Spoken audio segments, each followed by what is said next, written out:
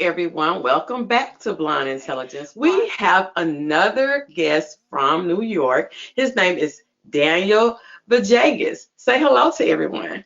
Hello, buenas tardes. How everybody doing? Good to see you. Good to see you. Well, we're going to start off this segment with letting you tell everyone a little bit about yourself. Okay. I was born in Colombia, Cali, Colombia, which is in South America, and I came to the States about 8 years old. My grandmother, which is 97 now, was always into music. She plays the guitar. She got me to play a little bit of guitar. I'm not the greatest at it, but I can make pretend pretty well. And it's because of her that I got into music. And to fast forward, there was a time where I was in college, and I was on my way to school. I met a friend on the street. He was going to school as well. He said, "Can I get a ride with you?" I didn't know him, but he was in the same development. I was like, "Sure." And then he got on. He's like, "Let's just put some beats on." I was like, "Cool." I put an instrumental on. We end up freestyling all the way to the college, and we end up creating a group called Read Next Poetry Squad, and we end up starting out a group in the college to do open mics. See, So I have. actually, that was my first time doing an open mic, and I did a poem called America, which explains pretty much the way an immigrant coming from another state or from another country experience coming into the United States. And there was a guy who heard it after I got off the performance, and he came up to me. He's like, "Listen, man, what you said really touched me. I was going to kill myself, and because you said that to me, I feel like I have importance in my life." I was like, "Whoa." That's I was part like, of therapy. yeah, yeah.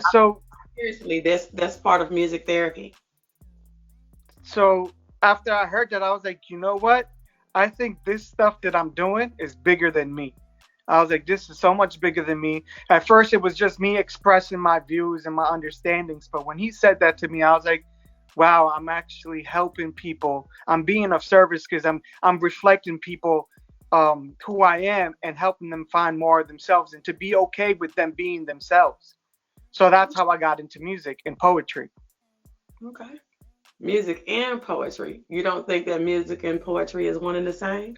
I think there's poetic elements in music, like rhyming, but music has it's like also its own language. That's it's very musical. It has instrumentation, which gives a whole different feeling and a mood to your words. Your words by themselves could give an expression, but when they're put to music, everything could change on how the format and how it's delivered, and how a person could actually respond to it as well.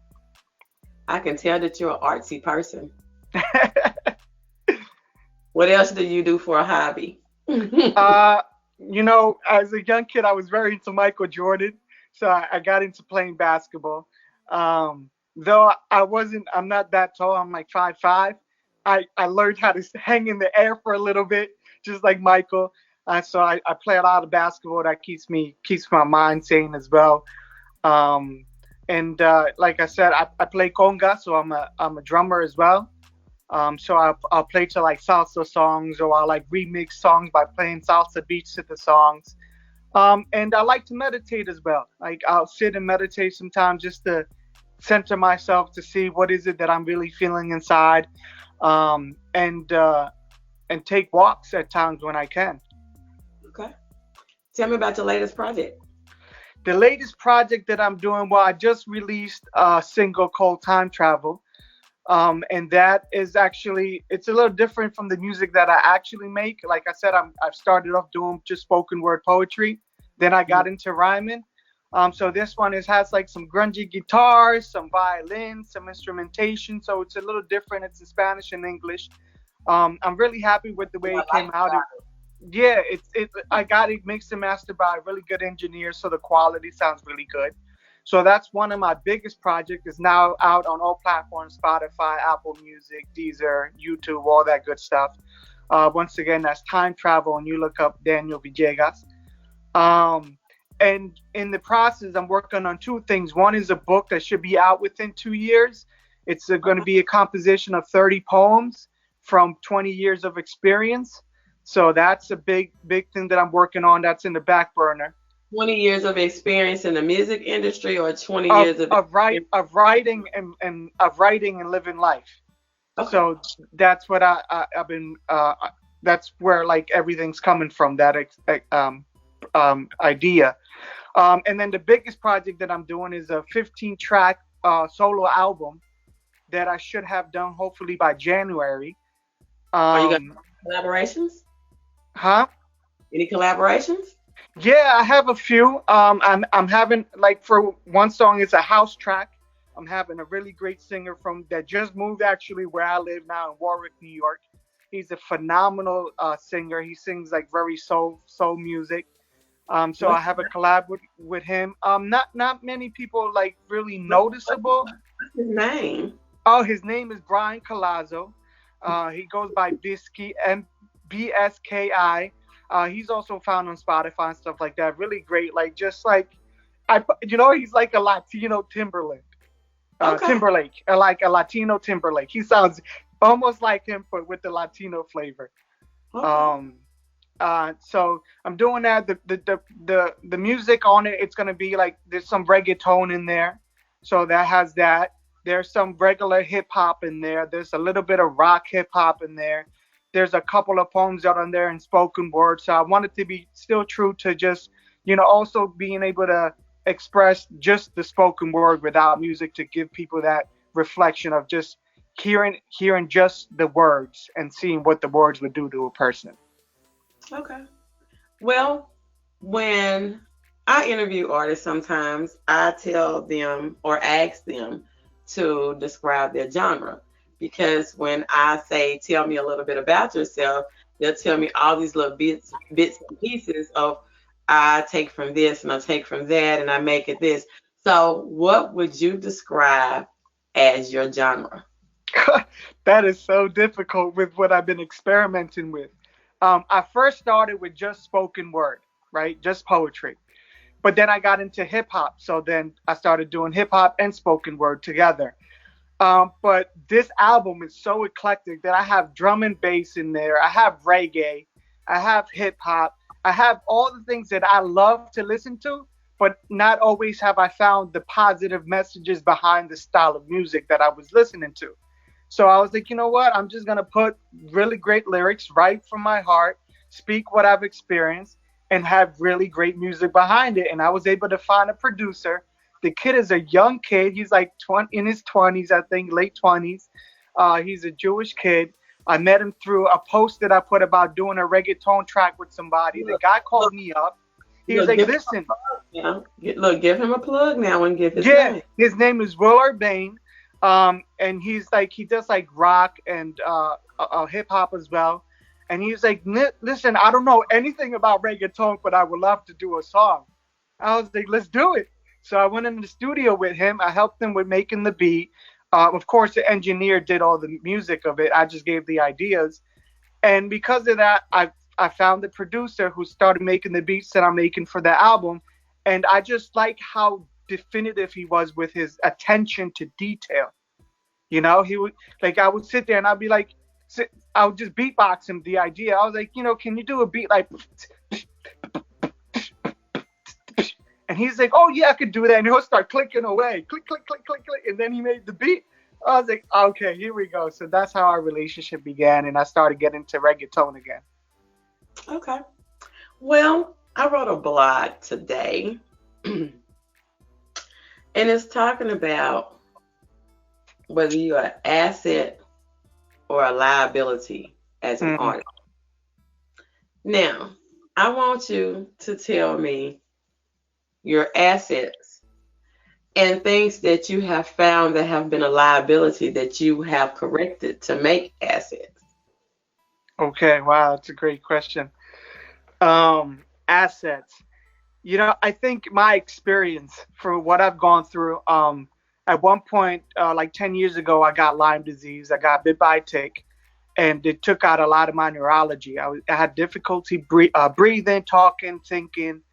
For a very long time, I couldn't memorize stuff, so that's why I started to freestyle so much because I couldn't memorize stuff anymore, and I still wanted to do music. So I feel like as an asset, because of my experience of being an immigrant, going through struggle, going through such difficulty, I can give people a different perspective of how to deal with life situations, and to want to be able to face it and know that they're not alone in their experiences. There are people around that love you very much and are here for you. And I've been able to experience that while I was going through my tough times. So I think those experiences are a huge asset, because people can take something from them and know that they're great and their greatness has not been deferred. It's just sometimes we don't see it because we're so deep into the ditch, you know? A liability. Uh, huh, I, I don't know. I don't know how to answer that. Um, could you give me a question? What is it called? Okay. An example. So when I wrote the blog, it was saying that when a professional is assessing an artist, they're going to look at if, of course, an asset for all of them is that you're providing something musical for everyone to listen to. That's always an asset. Okay. But are you an artist that carry through on what you say you're going to carry through? Do you stay on schedule? Do you have warrants? Could you possibly live a lifestyle that would land you in jail? Would I be able to book you for a show 6 months from now? So all those things is what I would consider a liability. So that's the reason why I said what things that you consider a liability that you have changed to make an asset.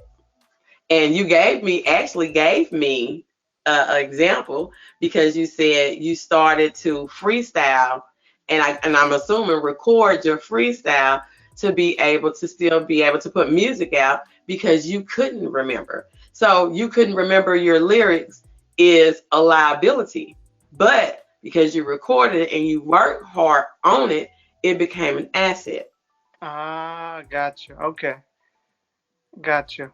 So you You know able- what? I live a pretty decent, healthy lifestyle. I don't drink. I don't smoke. I don't do any of that. you don't have to I be to the extreme, but Right. Um, I just got into juicing, so like I juice celery every morning, and that's been helping me so much with my skin, with my thoughts, with my stomach, just cleansing and cleansing. So I've gotten into a lot of those things. I think maybe one thing sometimes that gets to me is, like I said, now I have like 5 pieces memorized and my memory's coming back, which is great. And usually when I say I'm going to do a show, I do it. I do it. I show up. I show up early. I want to meet people. I want to talk. I want to get the concept of what the show's about. What's the purpose of what we're doing? Um, so I do follow through when I say I'm going to do something. Um, and that's pretty much the place where I've been, trying to get deadlines. Though I don't have a label, I'm all independent. When I say, okay, I put on a song in 2 months, and that's my goal. In 2 months, have the song ready to put out and get it out. I usually make that deadline. Sometimes life happens, you got to work with it. So then I push the deadline and be like, okay, maybe right now I have to hold on to this song and readdress what I'm doing and restructure. okay. Is there anything else you want to add? Tell everybody the name of the single that you have out now, where they can Yeah. find your social media handles, anything. Daniel Villegas. Yes. Thank you. You got the last name right. Yes. So the single that's out right now on Apple Music, Spotify, Deezer, Amazon, it's called Time Travel. And you could type in Time Travel by Daniel Villegas, which is Daniel, and the spelling is Villegas. And you'll be able to hear that single and a couple of other songs that I put out before, like some reggae songs and so forth, Spanish reggae. And something that I do try to do now is I'm using both languages at the same time, so the listener could get the idea of what's being said. So that's Time Travel. You can reach me on Instagram at Daniel Villegas Music. Once again, Villegas, all one word. And yeah, I look forward to hearing from you, getting ideas of what you thought of the music. I'm grateful to be here with this interview. I really love and always appreciate the opportunity to explain my story and seeing how people connect, and most of all, give people that perspective that life gets hard. I'm not gonna front. I wish it was all rainbows and skittles all the time, but it's Right. not. You know what I mean? So reaching out to people and being busy, finding that thing that makes your heart tick, that you inside go, yeah, I got to do this. I just have to do this. I don't know how it's going to be done, if I'm going to be able to be successful or not. And, once things start moving, the way the universe works is once it sees that you're committed, it responds and All things right. start to happen. All right. Well, I thank you for coming. And you can always find the podcast on all podcasting platforms. You can find the show on YouTube and IGTV. And you can also read the blog on blonde-intelligence.com. Thank you for coming. Again, bye. Thank you. Thank you.